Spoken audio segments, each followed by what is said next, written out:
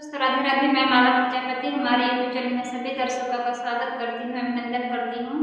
आज मैं एक बहुत ही प्यारा विवाह गीत लेकर आई हूँ। अगर आप सभी को अच्छा लगे तो प्लीज लाइक करना, कमेंट करना और मेरे चैनल को सब्सक्राइब करना। गंगा के